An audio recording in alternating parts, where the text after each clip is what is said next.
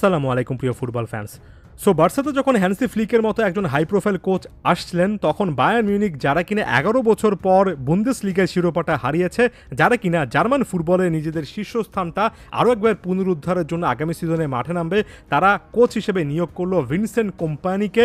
এবং কোচ হিসেবে অন্তত আনকোরা একটা মুখ বলা যায়, যদিও প্লেয়ার হিসেবে ভিনসেন্ট কোম্পানি কতটা বড় মাপের লেজেন্ডারি একজন ফুটবলার ছিলেন বেলজিয়াম এবং ম্যানচেস্টার সিটির, সেটা নিয়ে কারো কোনো ডাউট নেই। একেবারে আনকোরা মুখ হয়তোবা অনেকে দ্বিমত প্রকাশ করতে পারেন, কারণ ইংলিশ ক্লাব বার্নলির হয়ে তার কাজ, বিশেষ করে ইএফএল চ্যাম্পিয়নশিপ তিনি যেভাবে 2022-23 মৌসুমে অর্থাৎ 23-এ এসে জিতিয়েছিলেন, সেটার অনেকে প্রশংসা করেন। তার চেয়ে বড় কথা, সেখানে তার কাজের অনেকেই কিন্তু আসলে প্রশংসা করছেন, যে লিস্টে বায়ার্ন মিউনিখ নিজেরও আছে।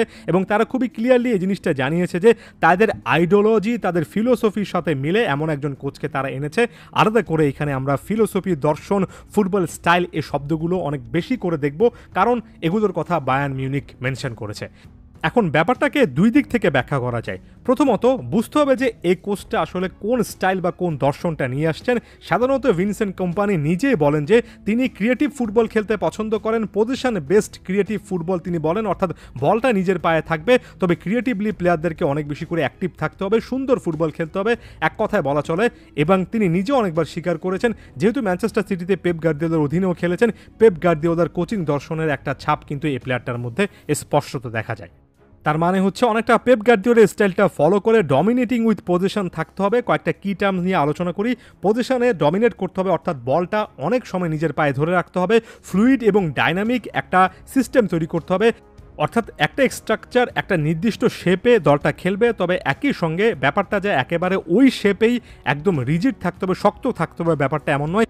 সেখানেও ট্যাকটিক্যাল ফ্লেক্সিবিলিটি আছে এবং সেখানেও ক্রিয়েটিভ অনেক কিছু করার সুযোগ আছে। এক কথায় বলা চলে, ম্যানচেস্টার সিটিতে পেপ গার্দিওলা যে সকল জিনিস দেখিয়েছেন, সে জিনিসগুলো তিনি হয়তোবা নিজের কোচিং ক্যারিয়ারে ট্রাই করছেন।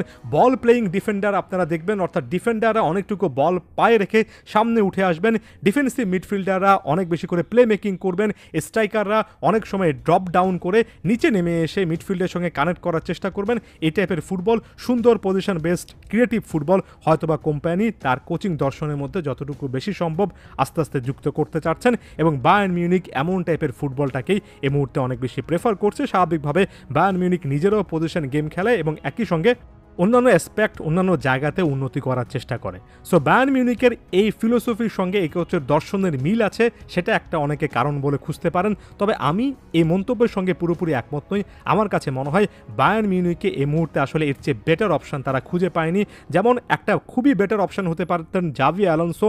আমার কাছে মনে হয় বায়ার্ন মিউনিখ সব রকমের চেষ্টা করেছে বেয়ার লেভারকুসেনের এই কোচকে আনতে। তিনি এই মুহূর্তে জার্মান ফুটবল তথা ইউরোপিয়ান ফুটবলের অন্যতম হাই প্রোফাইল কোচ। তবে এই কোচটা বেয়ার লেভারকুসেনকে যেভাবে অনেকটাই রূপকথার মতো শিরোপাটা এনে দিয়েছেন, তিনি বায়ার্নের জন্য আগামী সিজনের সমস্যার কারণ হবে।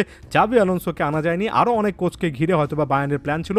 তবে এই মুহূর্তে বায়ার্ন মিউনিখ অত বড় হাই প্রোফাইল কোচ আনতে পারেনি, যে কারণে ভিনসেন্ট কোম্পানির মতো একজন প্রোফাইলের কাছে বায়ার্ন হয়তোবা যেতে বাধ্য হয়েছে বলে আমার কাছে মনে হচ্ছে। এর পাশাপাশি আরও একটা জিনিস এখানে যুক্ত করতে চাই, বায়ার্ন মিউনিখের ক্ষেত্রে এই মুহূর্তে একটা ট্রানজিশনাল ফেজ চলছে। বায়ার্ন মিউনিখের স্কোয়াডে অনেক প্লেয়ার রয়েছেন যারা কিনা ক্লাবের সঙ্গে খুব একটা বেশি ভালো একটা সম্পর্কের মধ্যে এই মুহূর্তে নেই। অনেক প্লেয়ার কিন্তু চুক্তির একেবারে শেষ বছর বা কাছাকাছি সময় আছেন এবং ক্লাব ছেড়ে চলে যেতে পারেন। এই সময়টাতে এমন একজন কোচের হয়তোবা দরকার ছিল, যিনি কিনা বোর্ডের যে আসলে দর্শনটা, বোর্ড যে সকল জিনিস বিলিভ করছে সেটার সঙ্গে একাত্মতা প্রকাশ করতে পারেন। এবং ভিনসেন্ট কোম্পানিকে হয়তোবা সেই জায়গা থেকে একটা প্রোফাইল বায়ার্ন মিউনিখ মনে করছে। যাওয়ার আগে একটা কথা বলবো, অবশ্যই অনেক বড় কোচ বা হাই প্রোফাইল একজন কোচ হিসেবে ভিনসেন্ট কোম্পানিকে এখনই আখ্যায়িত করা যায় না, তবে তার সামনে কিন্তু সুযোগ থাকবে। প্রতিটা বড় কোচকে কিন্তু এমন চ্যালেঞ্জগুলো আসলে মোকাবেলা করতে হয়েছে বায়ার্ন মিউনিখের জন্য। এবার চ্যালেঞ্জটা আরও অনেক বেশি, কারণ তারা এবার বুন্দেসলিগা জিততে পারেনি। ভিনসেন্ট কোম্পানি যদি আসলে এই দলটাকে তৈরি করে নিতে পারেন, তাহলে সত্যিকার অর্থে অনেক বড় মাপের একজন কোচ হিসেবে তিনি 1-2 সিজন পর থেকেই বিবেচিত হওয়ার সব রকমের সুযোগ পাবেন। ধন্যবাদ সবাইকে।